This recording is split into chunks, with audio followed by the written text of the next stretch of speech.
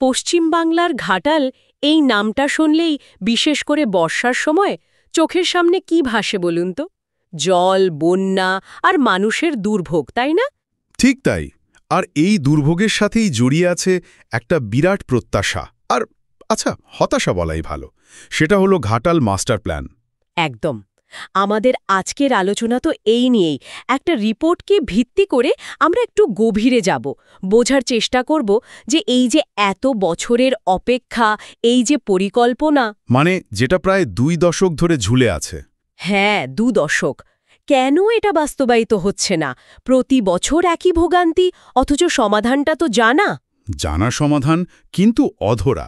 এটাই হলো মূল সমস্যা। রিপোর্টটা ঘাটালের একটা খুব করুণ ছবি তুলে ধরেছে।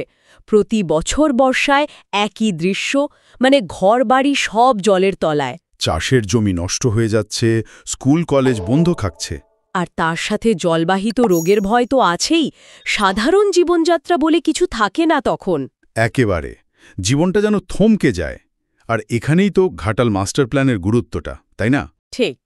এই মাস্টার প্ল্যানটা আসলে কি, মানে এর মূল বিষয়গুলো কি, যদি একটু সহজ করে বলেন। দেখুন, খুব সহজ করে বললে এর প্রধান লক্ষ্য হলো নদীগুলোর নাব্যতা বাড়ানো, মানে ড্রেজিং করা, পুরনো বা দুর্বল বাঁধগুলোকে সারানো বা নতুন করে তৈরি করা। আচ্ছা। আর একটা সামগ্রিক নিকাশি ব্যবস্থা তৈরি করা, যাতে জলটা দ্রুত সরে যেতে পারে। এই কাজগুলোই তো আটকে আছে। আর এই কাজগুলো হচ্ছে না বলেই বন্যার প্রকোপটা বছর বছর বেড়েই চলেছে। রিপোর্টটাও তো তাই বলছে। এর প্রভাবটা কিন্তু মারাত্মক। শুধু ঘরবাড়ি ডুবছে তা নয়, না, আরো অনেক কিছু। কৃষকদের ধরুন, তাদের সারা বছরের ফসল নষ্ট, ছেলেমেয়েদের পড়াশোনা, মানে সেটা তো লাটে উঠছে। হ্যাঁ, স্কুল বন্ধ মানেই পড়াশোনার ক্ষতি। স্বাস্থ্য ব্যবস্থা ভেঙে পড়ে। এটা শুধু একটা প্রাকৃতিক দুর্যোগ নয়, এটা ঘাটাল অঞ্চলের অর্থনীতি, সমাজ, সবকিছুর উপর একটা দীর্ঘমেয়াদী প্রভাব ফেলছে, একটা গভীর ক্ষত তৈরি করছে।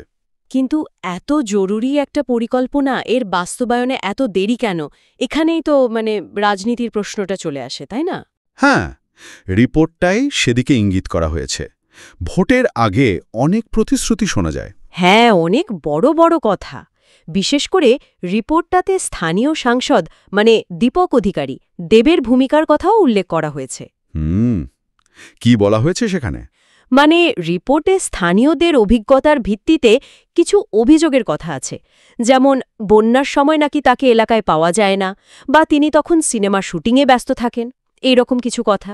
ও আচ্ছা। অবশ্যই আমরা কিন্তু রিপোর্টের কথাই বলছি, এর সত্যতা বিচার করা আমাদের কাজ নয়, আমরা শুধু তথ্যটা তুলে ধরছি। নিশ্চয়ই। রিপোর্টে একজন সাধারণ মানুষের একটা কথা খুব মনে ধরেছে।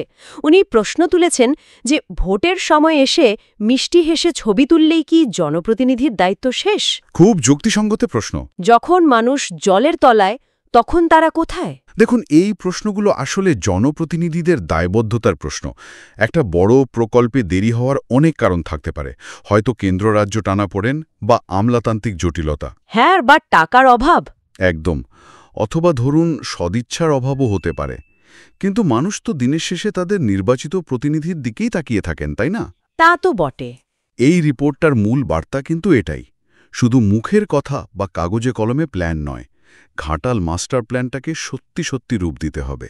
বাস্তবে কাজটা হওয়া দরকার। হ্যাঁ, নক্কর পদক্ষেপ চাই, ফাঁকা প্রতিশ্রুতি নয়। ঠিক।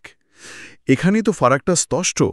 প্রতিশ্রুতির বহর আর আসল কাজের মধ্যে একটা বিরাট ব্যবধান। আচ্ছা, যদি একটু অন্যভাবে ভাবি, রিপোর্টটা যেমন সমস্যার কথা বলছে, তেমনই তো একটা আশার কথাও বলছে, তাই না?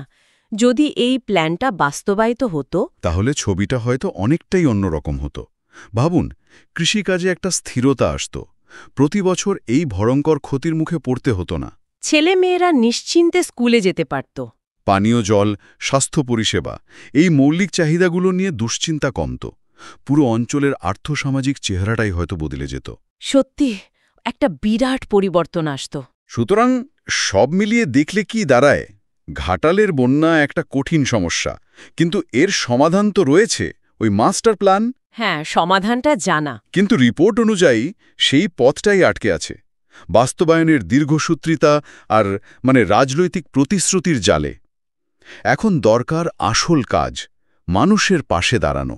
তাহলে আলোচনার শেষে এই প্রশ্নটাই মনে আসছে, এই যে এত বছর ধরে এত প্রতিশ্রুতি দেওয়া হলো, এত আশ্বাস, সেই একই উদ্যোগ, একই তৎপরতা যদি শুরু থেকে এই প্ল্যানটাকে বাস্তবায়িত করার দিকে দেওয়া হতো। তাহলে হয়তো ঘাটালের মানুষের এই প্রতি বছরের যুদ্ধটা হ্যাঁ, এই লড়াইয়ের গল্পটা কি একটু অন্যরকম হতে পারত না? হয়তো দুর্ভোগটা কিছুটা হলেও কমতো। হয়তো।